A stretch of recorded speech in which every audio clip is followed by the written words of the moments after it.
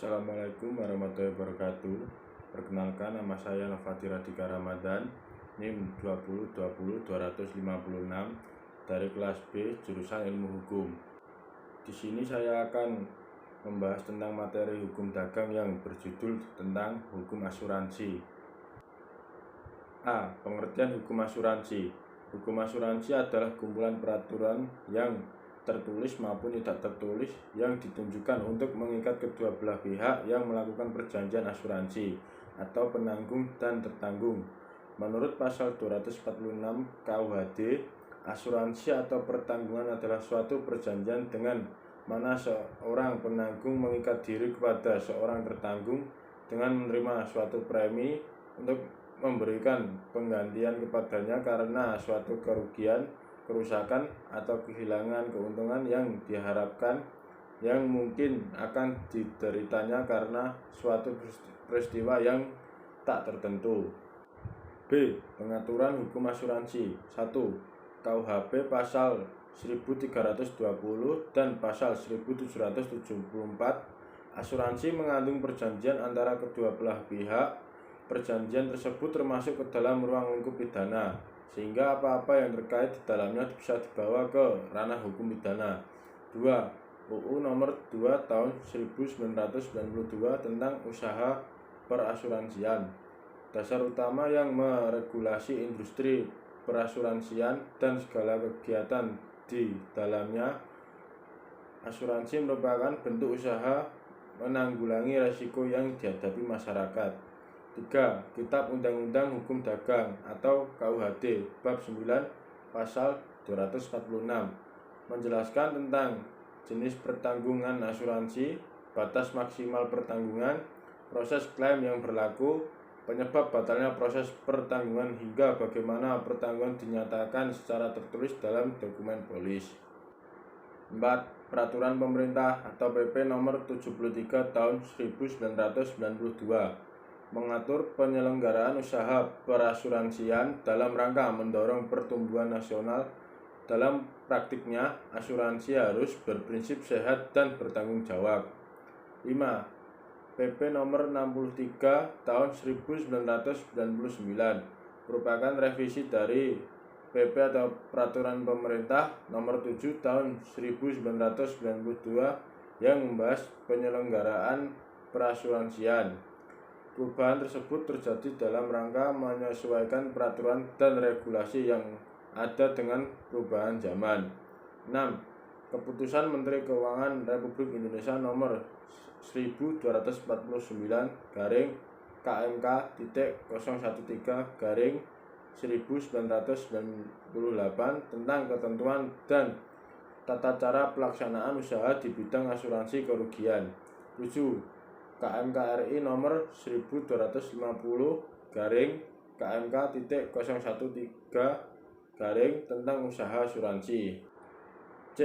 Jenis-jenis asuransi. 1. Asuransi jiwa. 2. Asuransi kesehatan. 3. Asuransi kendaraan. 4. Asuransi kepemilikan rumah dan properti. 5.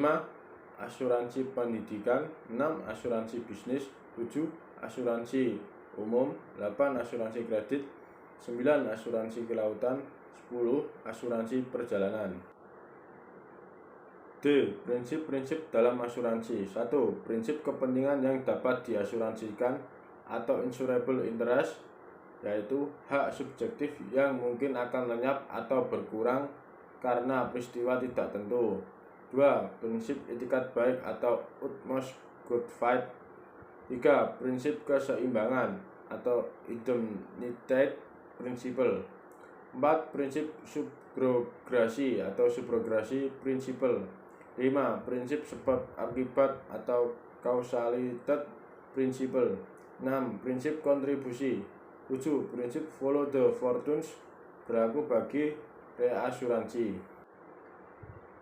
E. Bentuk hukum asuransi. 1. Perusahaan perseroan atau persero merupakan sebuah badan usaha yang didirikan oleh negara untuk memberikan pelayanan umum ke masyarakat dan sebuah badan usaha yang dimanfaatkan negara untuk memperoleh keuntungan. 2. Koperasi adalah sebuah organisasi ekonomi yang dimiliki dan dioperasikan oleh orang-orang demi kepentingan bersama. 3.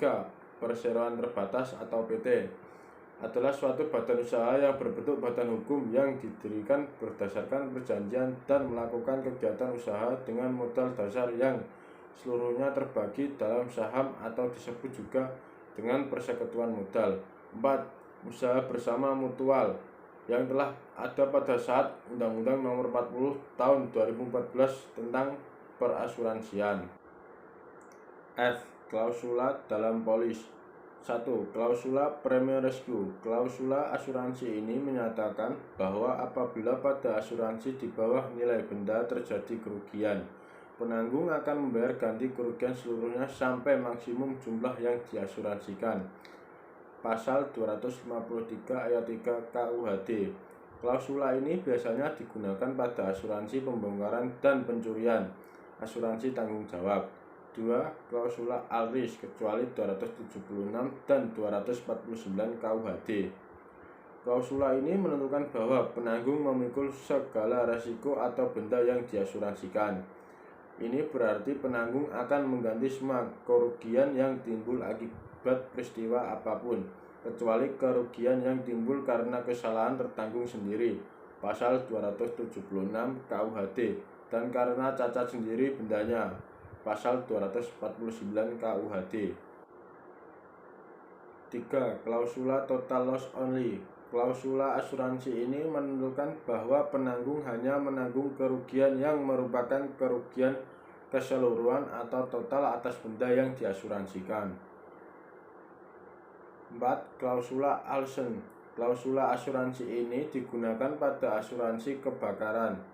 Klausula ini menentukan bahwa penanggung sudah mengetahui keadaan konstruksi, letak, dan cara pemakaian bangunan yang diasuransikan.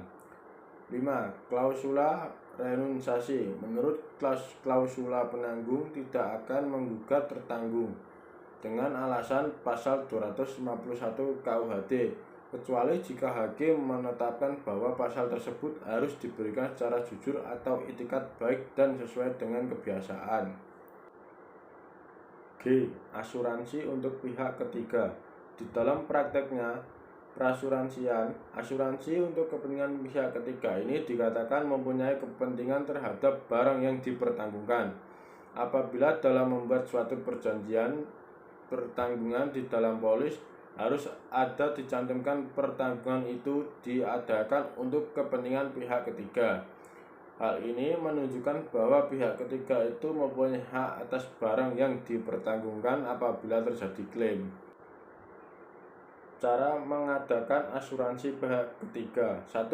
Pemberian kuasa umum atau general authorization. 2. Pemberian kuasa khusus special authorization. 3. Tanpa kuasa without authorization. H. Kewajiban pemberitahuan dari tertanggung. Berdasarkan pasal 246 KUHD yang mewajibkan pihak penanggung untuk memberikan ganti rugi kepada tertanggung, sehingga adanya kewajiban tertanggung untuk memberitahukan hal yang sebenarnya mengenai objek yang diasuransikannya, seperti yang diatur di dalam pasal 251 KUHD. Dalam kenyataannya tertanggung tidak memberitahukan secara lengkap tentang objek yang diasuransikan dan juga adanya kecacatan pada objek yang diasuransikannya, sehingga sanksi yang diatur di dalam pasal 251 KUHD tetap dapat juga dikenakan kepadanya. Sekian penjelasan materi tentang hukum asuransi dari saya. Apabila terjadi kesalahan dan kekurangan dalam materi, mohon dimaafkan. Wassalamualaikum warahmatullahi wabarakatuh.